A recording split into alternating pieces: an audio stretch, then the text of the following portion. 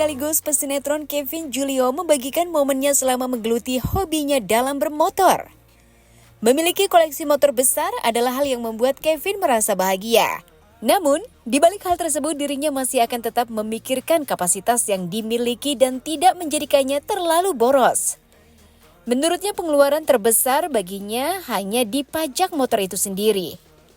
Berawal dari sekedar ajakan, kini dirinya juga ikut bergabung dengan geng prediksi bersama dengan Andre Taulani dan kawan-kawan artis lainnya.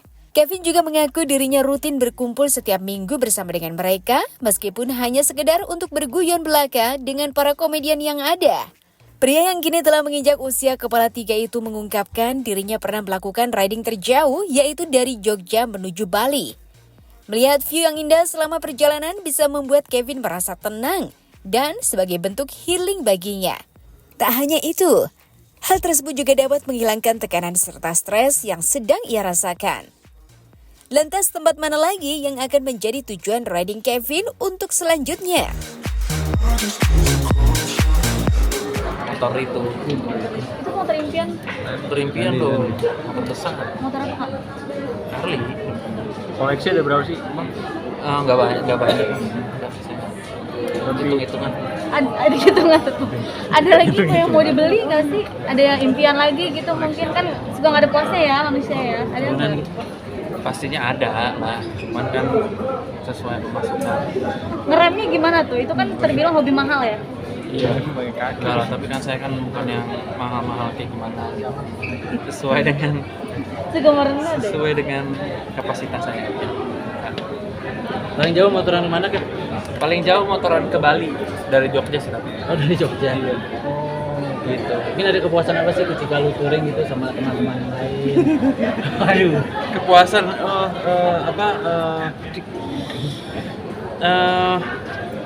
lebih kepada ya tekanan atau stres kalau misalnya habis banyak hafalin skenario itu kan pelampiasannya ke sana aja. Healing gitu. Healing. Mantap. Ya? Healingnya Kak Kevin tuh caranya motoran? Iya dong. Atau ada lagi caranya? Jangan gitu. Itu apa namanya? Adventure, Kak. Ih, kakak mah. Sendiri apa kelepin? Ya, lu pas lu rasain kalau lagi touring motor. Enggak, itu tadi. Iya, maksudnya healingnya sendiri apa sama klub? Ada klub juga katanya anti itu. Anti prediksi gimana tuh? Anti prediksi cuma tiap minggu doang sih di Jakarta. Itu juga ikut-ikut saja saya sama Bang Riken, sama Bang Vincent. Gimana bisa tercetus si anti prediksi itu? Tuh Bang Vincent kayaknya. Kalau yang invite saya sih Bang Tora. Tiba-tiba ada di grup aja gitu. Cuman seru sih. Keseruannya gimana sih kumpul sama cowok-cowok? Tiap minggu pokoknya kalau kita mau ngumpul cuman buat nungguin komedinya Pak Andre aja sama komedinya Desta. Lucu banget mereka, gila sih, ngaco. Suka pakai kostum-kostum unik juga nggak sih, Kak? Oh enggak, kalau anti prediksi. Jalan biasa. Iya, jalan biasa. Yang prediksi baru bener-bener. Betul. Yang ngebedainnya apa sama prediksi mungkin? Kalau anti prediksi itu lebih real. Waduh. Ya, tunggu endorsean masuk tender anti prediksi. Gitu. Seru kan motoran? Sampai ketemu di jalan. Mau kemana lagi? Ini Kan udah ke Bali. Mana kepengen? Ya. Pinginnya sih bisa jalan-jalan di luar kayak prediksi kan, maksudnya pingin lah. Tapi kan belum ada kesempatan, nanti lah mudah-mudahan. Tapi yang lu kepengen apa ya? Apa? Yang belum pengen? Ya bisa Sumatera atau Papua? pingin. Oh ya pasti Indonesia dulu lah, penuhin. Nggak tahu ya, mungkin Kalimantan kali ya, nggak tahu deh. Kenapa kali? Atau Bajo gitu, banyak yang bagus sih. Pingin ngerasain aja. Kalau lagi motoran kan ngeliat kiri kanan view-nya bagus, tuh memuaskan mata dan pikiran. Kak Kevin itu kan hobinya hobi mahal. Ngontrolnya gimana tuh keuangannya? Suka jajan nggak sih itu motor atau gimana? Enggak sih, servis aja, terus habis itu maintenance aman sih, enggak sih, gitu aja sih. Susah nggak sih maksudnya? Ya pajak doang kali. Tapi belajar maintenance sendiri nggak sih? Belajar. Seperti apa? Sulit nggak sih, susah atau gimana? Belajarnya sama Sulit. siapa gitu? Belajarnya sama bengkel. Suka nongkrong bengkel berarti. lumayan lah, lumayan. Soal laki aja gitu. Tapi baru dapat tahu. Gue nggak tahu. Motor Udah berapa jam? satu aja. Yang mana? Yang di bengkel banyak nggak? Satu aja, satu aja. Yang kepengen apa? Yang mau model baru kayak Arir kan ada.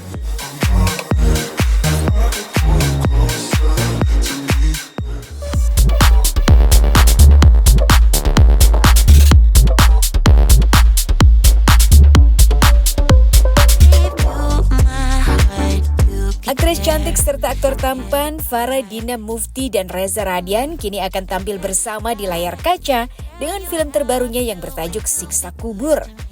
Kisah yang menceritakan seorang wanita yang ditinggalkan oleh orang tuanya karena alasan bom bunuh diri, sehingga membuat dirinya tak pernah percaya kembali dengan agama.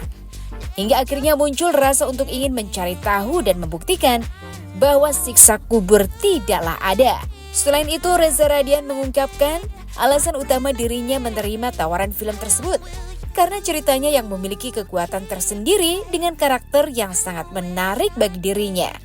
Di kesempatan yang sama juga, mereka membagikan pengalamannya saat sedang dalam proses syuting yang dimana banyak tantangan serta scene yang membuat keseluruhan dalam teknis tersebut menjadi sangat menarik. Lantas apa yang berkesan lainnya selama proses syuting berlangsung bagi keduanya? Hanya bener dong. Ini film Pengalaman horor pertama kali. comebacknya di film horor mungkin Pak. Boleh diceritakan. Oh, ya senang aja bisa terlibat lagi di film horor yang secara cerita punya kekuatannya tersendiri.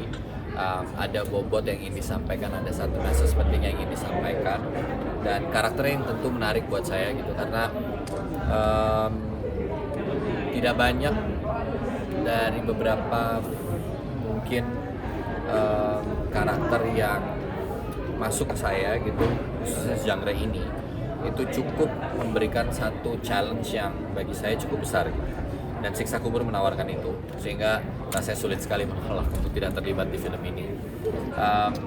Ya itu pertama. Kedua, saya juga nggak merasa bahwa nggak pernah pingin lagi main film horor atau antipati terhadap genre tersebut gitu ya, tapi justru memang sangat ingin di waktu yang tepat, dan menurut saya alhamdulillah ya waktunya tepat lewat film ini gitu, untuk kembali hadir di film bergenre horor, karena saya mengawali karir saya di film itu lewat film horor justru. Jadi senang sekali bisa kembali dengan satu sajian film horor yang tentu secara kualitas, cerita, pemain-pemain yang luar biasa gitu, dan senang berada di sebuah proyek di mana energi, visi yang ingin disampaikan itu sejalan dan Tadi kenapa bilang katanya nggak percaya diri kalau main film horor, kenapa tadi?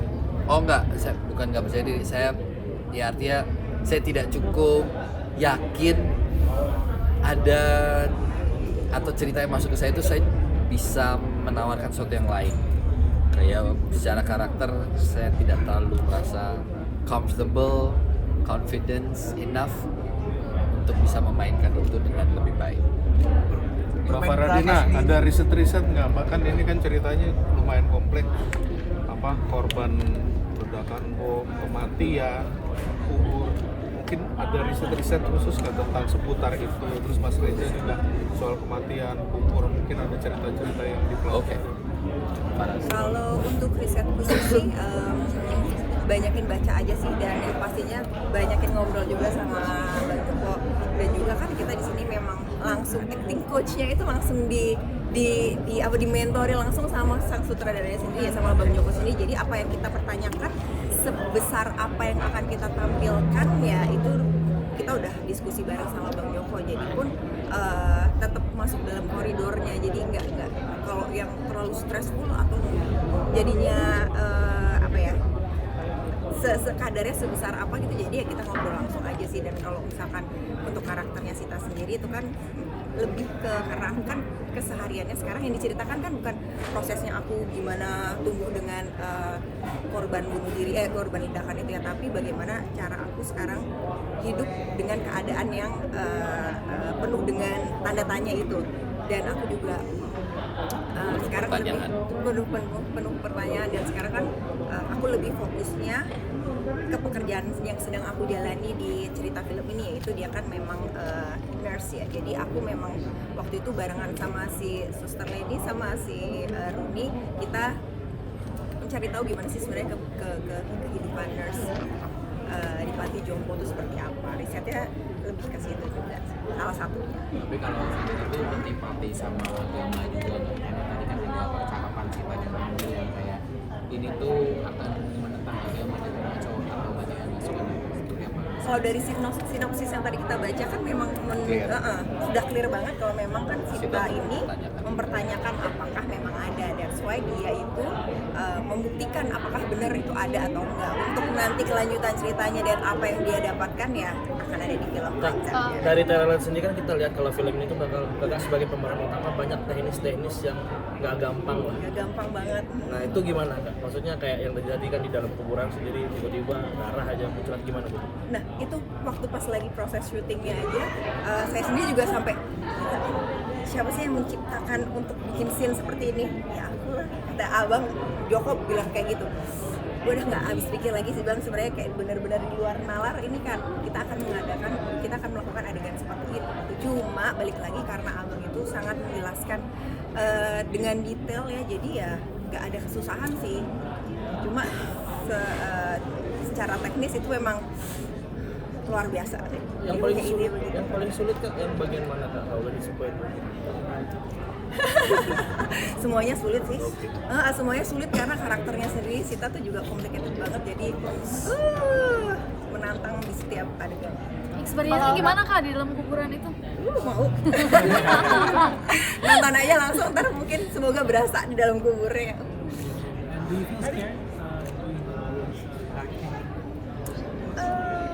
Really? She's brave enough, I guess. Enggak lah. I don't think so. Because yeah, we are doing a movie, we are shooting a movie, so Ya. Syutingnya di mana? Nah, jadi begini ya teman-teman. Syutingnya itu lokasinya cukup ajaib-ajaib. Jadi satu titik lokasi yang aku juga lupa itu di daerah mana, Sentul, Bogor. Tunnel terpanjang. Hah? Tunnel terpanjang di Indonesia. Ini di mana itu? oh itu Masuk aja ikut. Bandung. Iya, Jawa Barat. Jawa Barat. Tunnel terpanjang. Itu mungkin lokasi paling menarik kali, salah satu. Apa tuh? Terowongan yang cukup panjang dari zaman Belanda itu pasti. Iya. Terowongan Juliana. Saya lupa ketika di Jawa Barat di mana gitu tapi. Pangandaran. Oh iya di Pangandaran, sorry. There you go. Apa yang menariknya mungkin di situ? Setnya, kemudian tidak banyak di dress up, tapi very intimidating. Rasanya tuh dingin terus karena itu ada di trailer gitu ya. Suasananya aja udah nggak enak kali. Aku juga bingung sih sebenarnya gimana Joko Anwar tuh menemukan tempat-tempat yang memang menjadi jodohnya di film itu. Kayak di project aku sebelumnya pun juga dia berada di satu set rumah yang memang nggak diapa-apain, ya kita syuting dengan keadaan As seperti it is itu. gitu. Iya, ya. Terus yang kemarin pun juga si tunnel ini ya memang iris wariris gitu. Itu yang terjadi ya memang itu yang kalian lihat di film nanti, nggak terlalu banyak di Walaupun tunnel itu di lantainya harus dikerjakan oleh departemen artistik yang luar biasa dari film ini, membuat semua lantai menjadi pasir kembali setelah isinya selain semak-semak mungkin bebatuan. Mas So, yes. walaupun bermain film horor nih Bang ada Faisal, ini kan momen bulan Ramadan ya, apalagi ini kan di film ini ditayangkan waktu Lebaran. Nah, apa sih harapan Bang Faisal sendiri? Ya sedikit banyak karena film ini bercerita juga, maksudnya mengajak kita kembali berefleksi diri, berpikir. Momen reflektif itu kan erat juga kaitannya di bulan Ramadan ya. Jadi saya sangat berharap bahwa Siksa Kubur bisa menjadi sebuah tontonan yang asik, yang seru, tetap menyenangkan, tapi juga membawa penontonnya setelah itu bisa merenung, berefleksi diri, apapun tentang apa yang sedang dialami oleh tiap-tiap penontonnya. Nah, rasa itu yang mudah-mudahan sampai ke penonton film nanti gitu pada saat 10 April film ini bisa disaksikan di seluruh bioskop. Bang, apa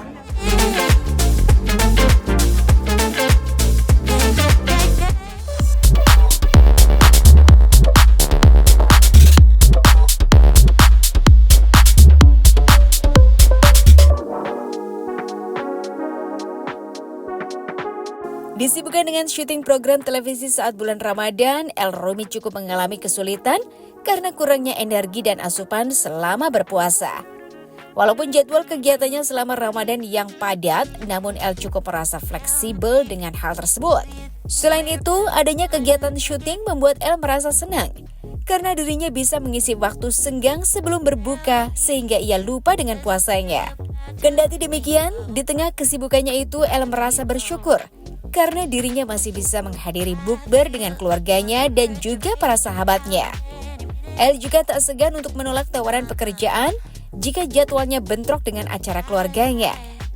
Namun hingga saat ini El belum merasakan berbuka bersama dengan keluarganya di rumah karena dirinya memang sedang bekerja dan belum menemukan kesempatan yang pas. Lantas adakah tips tertentu yang El terapkan selama berpuasa di tengah kesibukannya ini? Sejauh ini kegiatanku di bulan Ramadan syuting program arisan, terus juga manggung beberapa sama laki-laki. Yang nggak terlalu banyak sih, nggak terlalu banyak. Tapi memang mengurangi apa gimana, El? Ya nggak mengurangi juga sih, tapi ya dipilih-pilih aja, kadang kalau waktunya nggak tepat ya nggak diambil, kalau waktunya cocok diambil. Tapi ya baru kali ini kayak kerja stripping yang tapi di bulan puasa ya. Ada kewalahan nggak kerja di puasa gini? Lumayan, apalagi syutingnya arisan, kebetulan secara studio sih dingin, tapi karena ini kan acara kuis komedi ya, jadi kita harus ketawa-ketawa terus, jujur lumayan seret. Tapi ya harus profesional lah, walaupun bangun lemas, kurang tidur, kurang asupan, tanpa air, terus mencoba semaksimal mungkin. Nah itu cara mengatasinya tuh kayak gimana sih? Ada nggak sih tips dan trik? Apa? Gak ada sih ya, lebih menguatkan diri aja sih. Kayak biasanya kan suka, kalau udah kerja alasan nih untuk nggak puasa, tapi kali ini mencoba untuk insya Allah full lah kalau bisa, walaupun ada kerjaan yang menuntut. Buka puasa di kerjaan apa sama keluarga? Kemarin buka puasa pertama di pas buka FM Trans, hari ini ke program TV lain, jadi ya lagi masih muter-muter aja. Tapi merindukan buka puasa bareng bunda atau sama kakak adik gitu? Iya, malah belum ada rencana bukber nih, karena pas buka kebetulan ada kerjaan terus. Mungkin di minggu kedua, minggu ketiga baru ada banyak bukber sama keluarga, temen, dan lain-lain.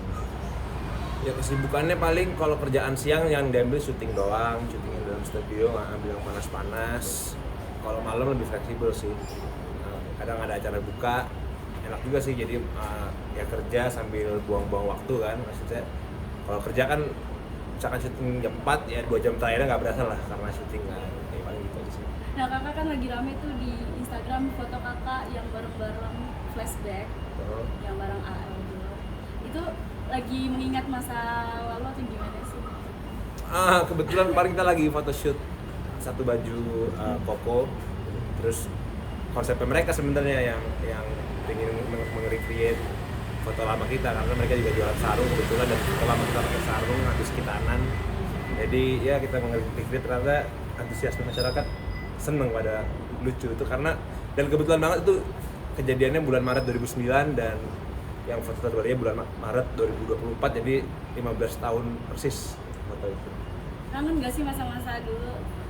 Ya kangen lah, dulu kan tinggal satu rumah bareng AL, Alamadul, terus setiap hari main bareng, tinggal PS bareng, sekamar bareng. Sekarang udah punya kesibukan masing-masing, Al dengan kerjaannya, dengan kerjaannya juga. Kadang juga kita laki-laki susah kumpul gitu, kalau ingat-ingat masa dulu tuh kayaknya seneng tiap hari kumpul bareng Alamadul. Enggak sih, malah ini pertengahan puasa mungkin aku izin kerja kayaknya. Iya.